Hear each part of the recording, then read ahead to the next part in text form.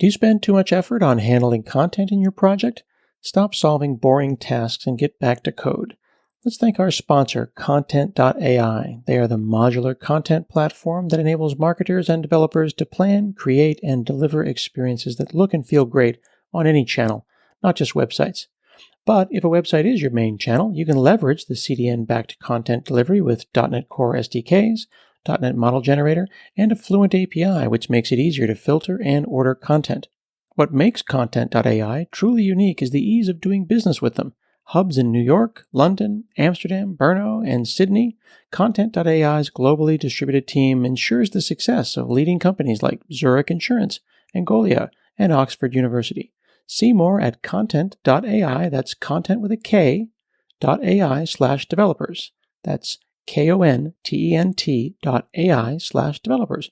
Or visit them live at the Live 360 conference in Orlando or Dev Intersections in Las Vegas.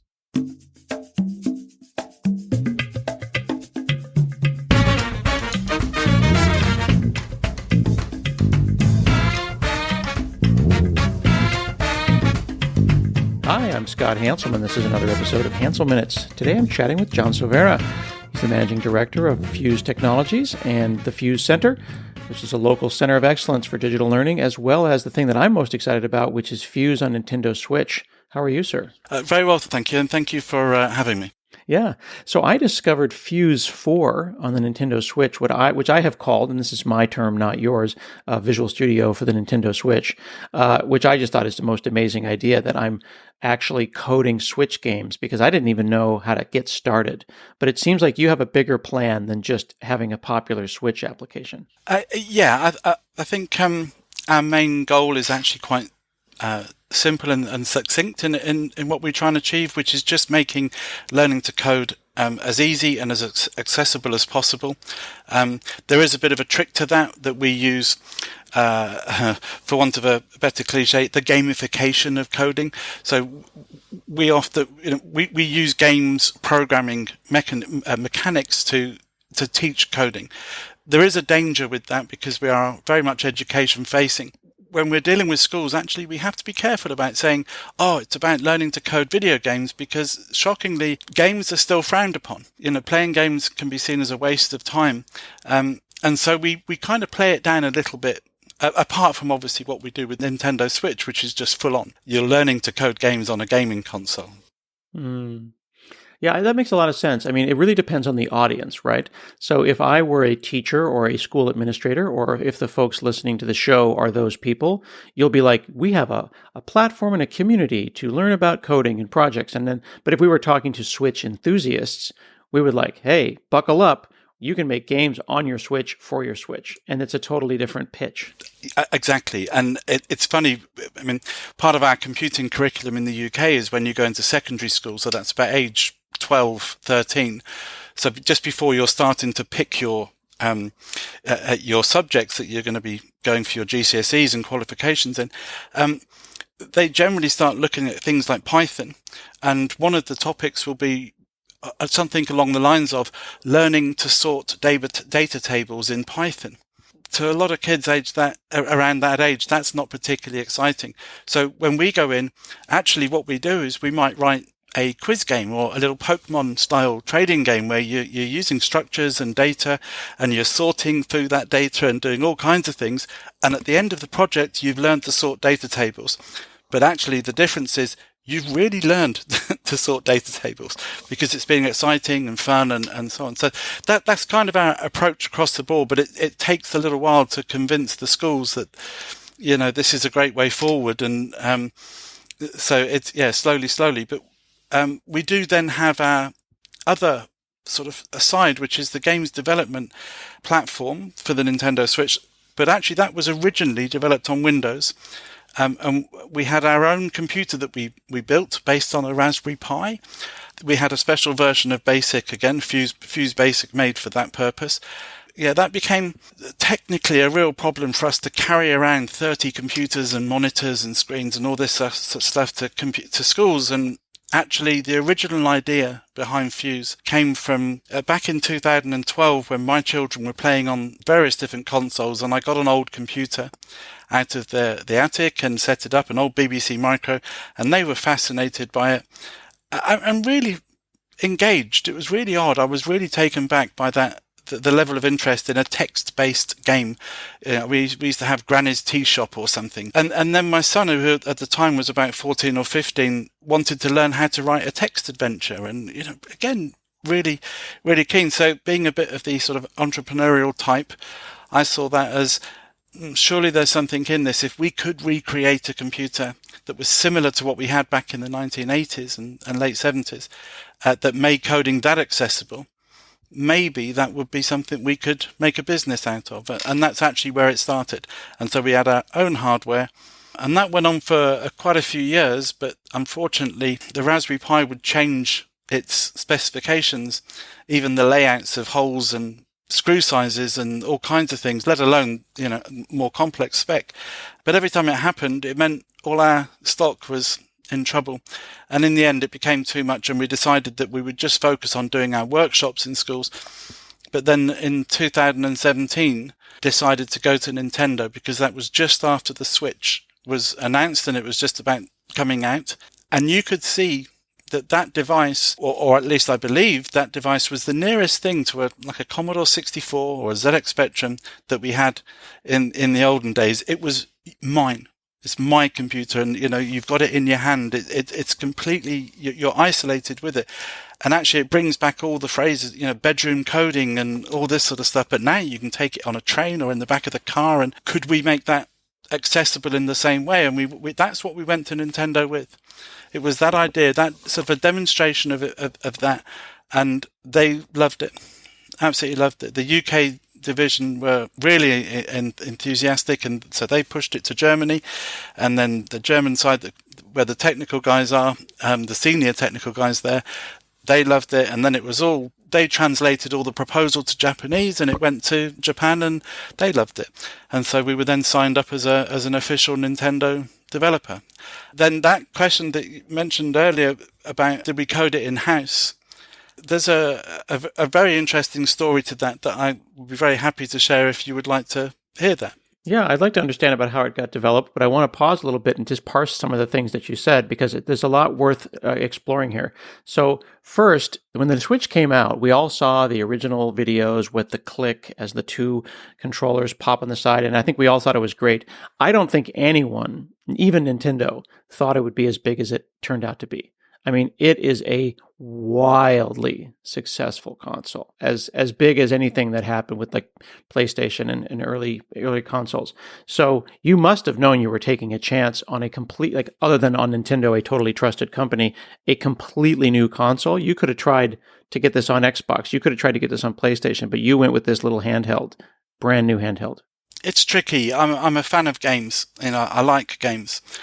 Nintendo has always been very close to my heart in terms of the games themselves.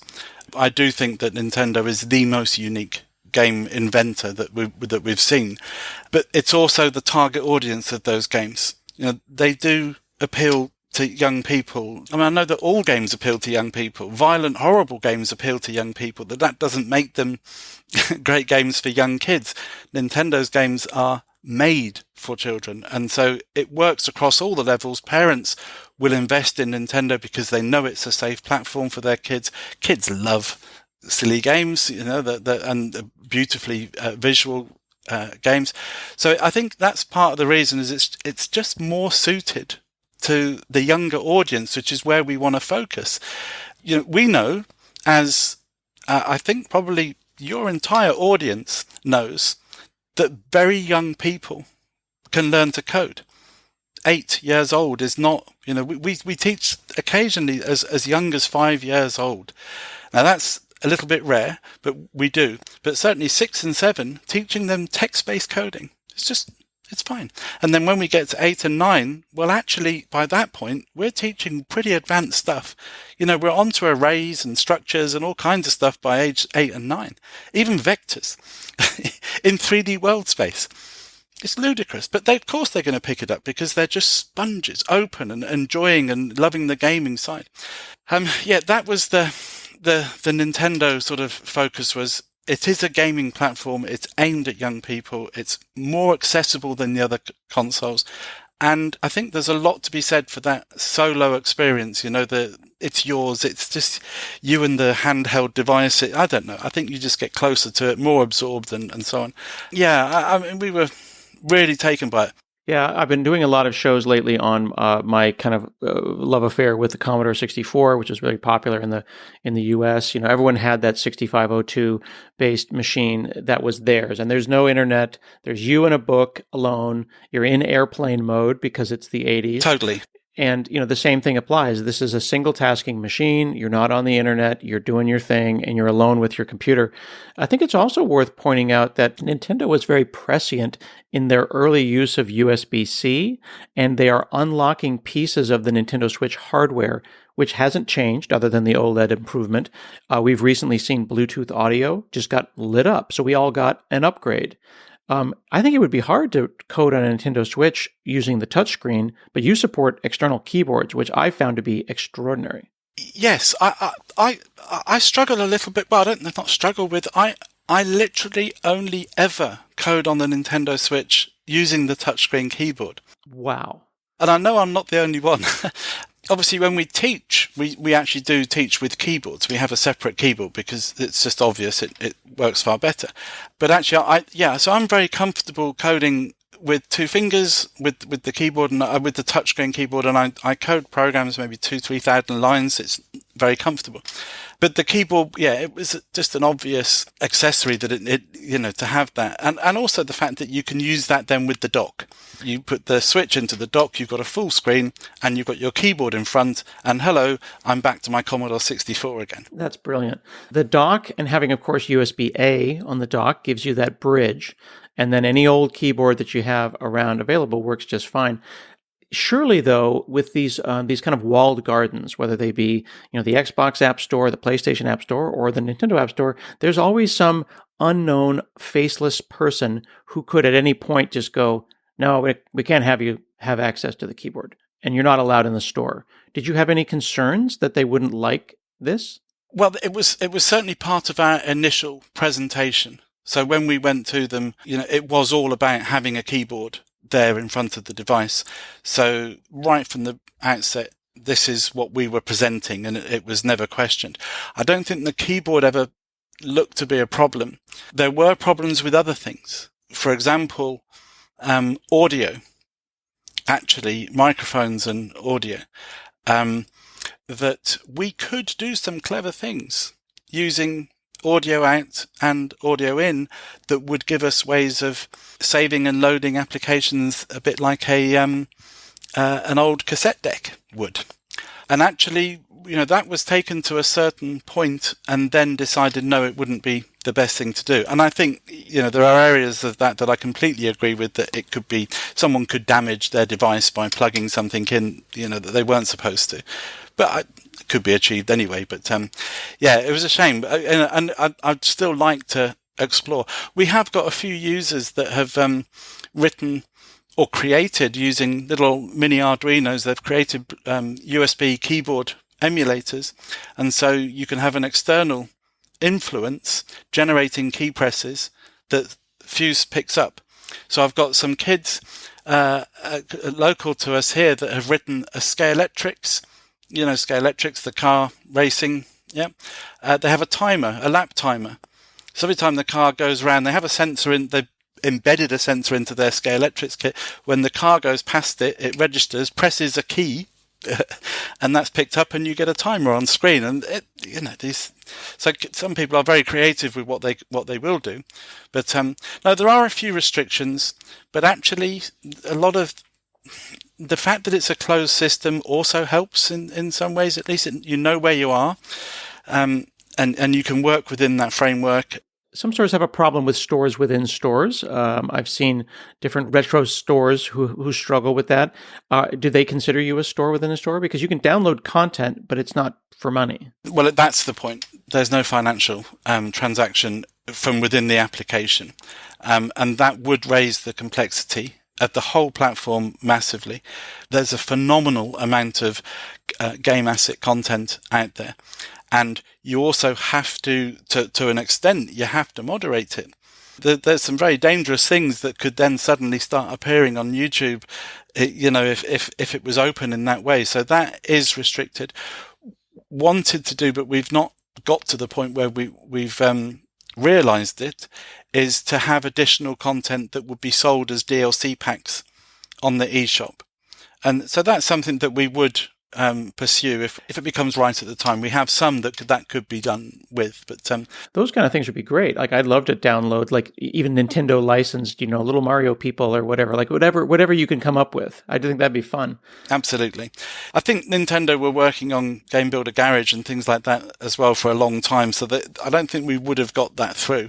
But I would love Capcom or any of the big brands, as Konami and so on, to have just a series of arcade graphics that you could put in. Give me some wallpapers, some Street Fighter wallpapers, and I'll go and build on top of those. This show is sponsored by BetterHelp. This is a time during COVID where a lot of engineers are very overwhelmed. I think we're all overwhelmed, and the ability to talk to someone is absolutely essential. Folks like BetterHelp are trying to make therapy more accessible. Life doesn't come with a user's manual, and when it's not working for you, it's very normal to feel stuck. Being able to find someone to talk to, especially if you're struggling with imposter syndrome, like a lot of us engineers do, can be really, really important.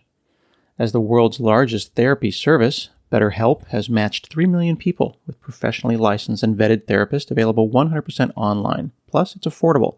Just fill out a brief questionnaire to match with a therapist.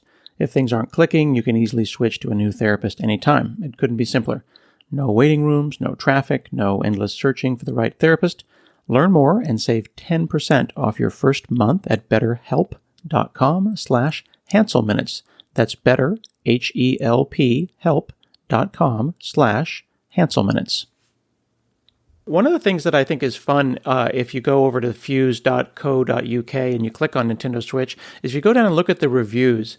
And the reviewers, they didn't know what to do with this. And one of the best reviews that I saw was, they're all 9 out of 10, 5 out of 5.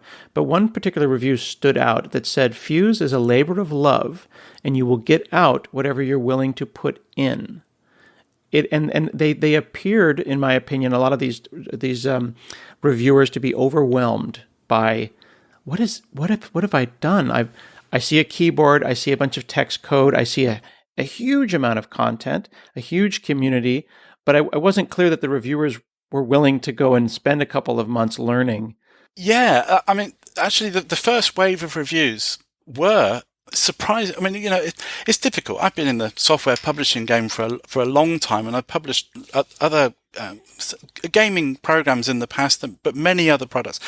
Over 200 products that I would have been involved in publishing, not games necessarily. You know that you're going to get bad reviews. It doesn't matter you're always going to get bad reviews. We didn't get one. We never had one. And I think part of that is, yes, people don't necessarily, some people wouldn't know really what to do with it. What is it? How are you going to find out it's bad? I don't even know what it does, but it looks brilliant and the idea is brilliant. And so, it all rested on that. But then very shortly afterwards, a number of reviewers and tubers and so on actually started producing content for it and teaching with it and all kinds of stuff. And then you've got something right. That at that point, it was really, we could see that it's a good language, and that's all you care about. Is it actually, does it do what it's set out to do, which is make learning easy and make it fun? A critical component, and actually this goes back some years, because this isn't the first product like this we've published. There was a program around 2000 called Div Games Studio, and it was actually developed by a Spanish chap for his thesis at uni or something, and it was actually written on a 386. But we saw it, and actually it was Fuse for Nintendo Switch, but back in 2000 on a low-end PC. Very similar in its environment. It had an editor built in, it had graphics editing built in, sound editing, and all kinds of different tools that are there on your desktop all at once. So it was called Div Game Studio. It was a game studio. Funnily enough, Fuse was going to be called Fuse Code Studio. And we were told, we were threatened by a company that didn't like us using that name, which was a real shame because it is a coding studio at the end of the day.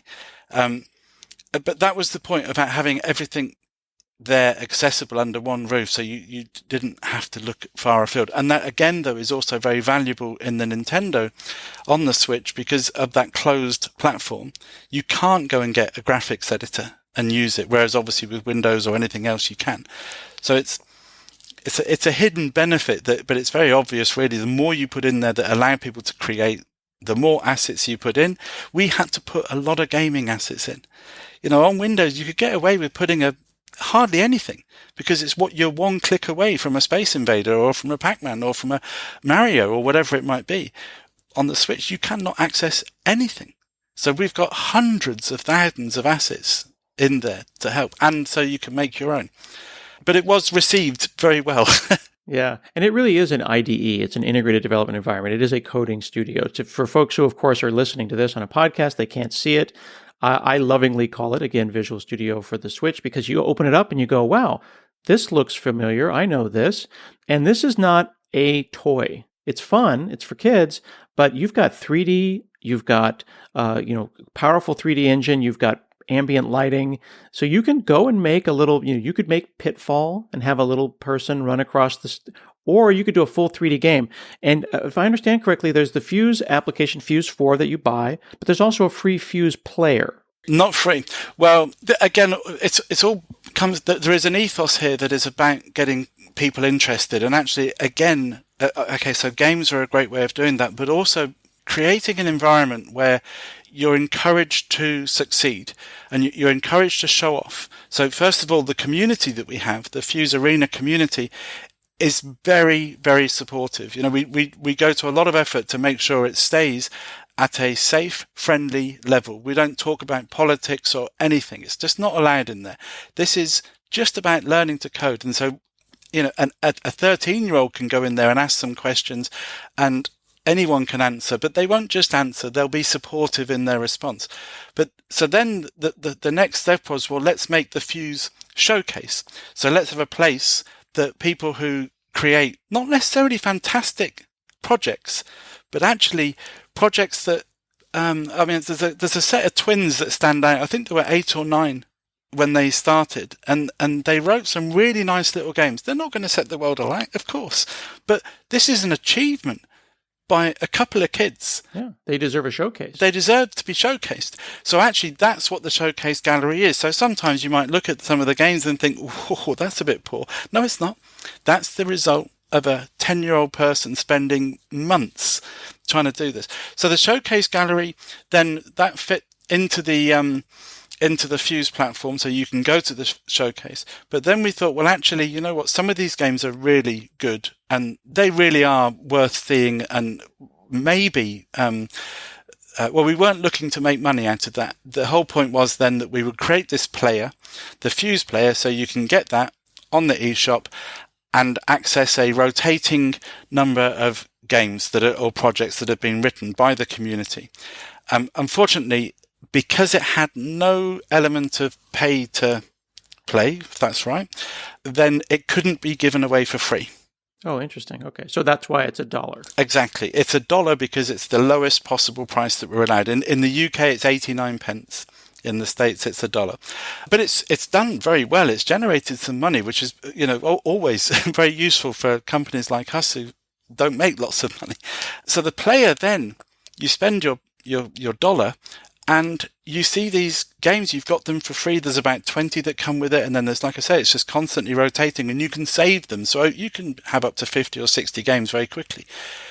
But the games are written by members of the community. And this is huge. When I was, growing up in the 70s and 80s, I don't know your age, Scott, what period of time you were.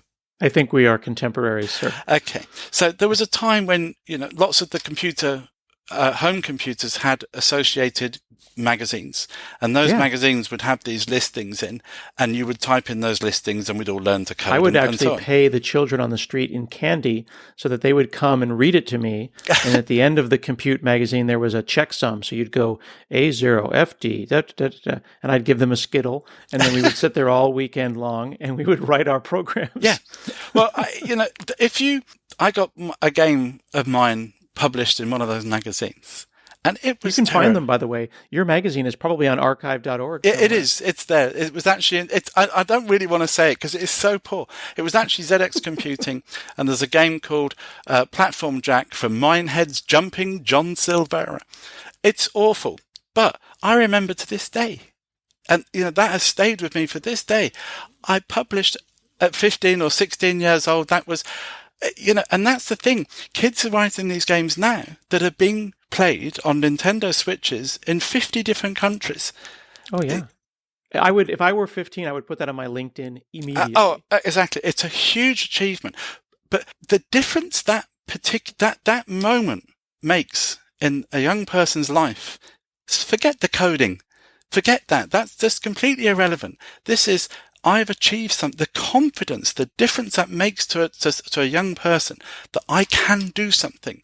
That's a life changer. And that's the bit you can't buy. And that's the bit that is the most rewarding. And that's the bit we strive to create those situations as much as possible. That is the measure of success of what we do. How many of those do we get? Because then it doesn't matter. Who cares? We can all die tomorrow. It doesn't matter that everything else. That's a really important part. That's lovely. And you can see read-only code. So if you get the $1 player, you can see the code and you can read it, because reading code is a great way to start writing code. Yeah, totally. You can see the assets and all kinds of stuff as well. So obviously, it's a marketing tool as well. Of course. Well, then I'm going to upgrade to the non-read-only version. But let me ask you this though. So I can get the $1 Fuse player. I can get the actual FUZE4 Complete Studio. But this is new, and this just happened. There's a full actual game powered by Fuse called Super Funky Bowling that you can buy, that is like you took like the Fuse runtime, you turned around and published it on behalf of a young person? Yeah. So a year and a half ago or so, maybe it's probably 2 years ago now, we ran a retro coding competition. And this was actually an achievement in itself, and I'm very proud of it because of some particular name drops that I'm about to throw your way. We partnered with a UK magazine called Wireframe, who are a developer-focused, but sort of quite indie sort of developer-focused magazine. And we partnered with a couple of guys called the Oliver Twins, who will not be so well known stateside, although that they are known. In the 80s, they became the World Guinness record holder for the most published games on the 8-bit platforms. And they created something called Dizzy. A character, Dizzy, that was really prolific through those times. So they're great veterans of the industry. And then we have a guy in the UK called Jeff Minter, who is, he's one of our national treasures. He wrote Tempest on the Jaguar. Mm-hmm. So, and Tempest on everything else, and lots of other things, and a lot of Commodore 64 stuff, the Attack of the Mutant Camels and all this sort of stuff back in those days. So again, another industry veteran. And I'm sorry to say this now to those guys, but there was another one who for me personally was very special, which is Eugene Jarvis, who created Defender for Williams, the arcade game Defender, which is my passion. I adore that game and a few others of his. And we got them all to be judges for this competition, which was such an outrageous, just phenomenal. But it just shows the interest in all of this as well. And so we ran this competition, and we had 30 very strong entries that really were good efforts. But one of them particularly stood out more than the rest because it was so complete as a game, which was Super Funky Bowling. And when I say complete, you've got a proper intro with animated efforts going on, and everything is considered very, very polished, but also technically obscene, because we don't have a physics engine in Fuse. And this guy wrote a physics engine. This is he's 18 when he's doing this. He's 20 now, Nathaniel Strube. He's out of Texas, and he's actually actively studying right now. Yeah. So that achievement alone was what really won him. Well, he joint won the competition. And so following that, obviously this is all through COVID and all these sort of things. So everything went into slow motion and things didn't happen so quickly. But we came back to it about 6 months ago and said to him, look, we think it's worth presenting. What if we just present it through our Nintendo relationship? Because obviously we have a company relationship with them. We have all the contracts in place. You know, it's very straightforward. We know how to submit. We know how to go through lot check and all of this. Why don't we just do it and see what happens? So we did it, and he improved it. He made some extras, doubled the number of levels and all kinds of things. 64 levels in a game. 64 levels. Yeah, and it went through, and as it's going through the initial stages of Nintendo Lot Check, all the time I'm just thinking, well, they're going to say no for some reason. They're going to say no, and and then it got to the point where they're asking questions about, we haven't got the right marketing messages in somewhere. We haven't used, we've used the URL where we shouldn't do, and I'm thinking, hang on a minute, this is going through. Mm-hmm. They've got to that point. This is happening, and then we get Lot Check approved, and you think, well, there you go. This is something really special because, and not only that, but Nathaniel didn't even buy the product. Okay, because to run that competition, to generate more interest, we gave away quite a few copies of FUZE just to guarantee you're going to get, the entries. So he actually got a free copy of FUZE and wrote this game, and then it's published on the Nintendo eShop. And that, I do think, is just an astonishing achievement for that individual, and certainly a life change, or just life affirming event for him that will last forever. Yeah. And for us, it's a bedrock. You can do it again. You can do this all day. Absolutely. And if we had FUZE at this point on the Xbox and so on, we would just replicate that across, and one day, hopefully. That's just brilliant. So if folks go to the Nintendo eShop and you search for FUZE, FUZE or ZE, you'll find both FUZE4 for the Nintendo Switch. You'll find FUZE Player. You'll find Super Funky Bowling. And let me tell you, it's fantastic. There's a sale. You may or may not find a 50% off sale. So there is one now. I say. Now, it would depend. It depends. It could be $20, it could be $10. But let me tell you, no matter how much it is, FUZE4 on the Nintendo Switch is a very worthwhile investment for yourself, myself as an elder coder, or for your kids. And if you're a teacher or an administrator or someone who's involved in education, consider suggesting FUZE to their curriculum, because I find it to be quite joyous. And I just think what you all are doing over there is wonderful. So thank you so much for chatting with me today. Thank you, Scott. Thank you for your support. It's been fantastic. I appreciate it. We've been chatting with Jon Silvera from FUZE. Check out FUZE4 and the FUZE Player on the Nintendo eShop. And this has been another episode of Hanselman Minutes. And we'll see you again next week.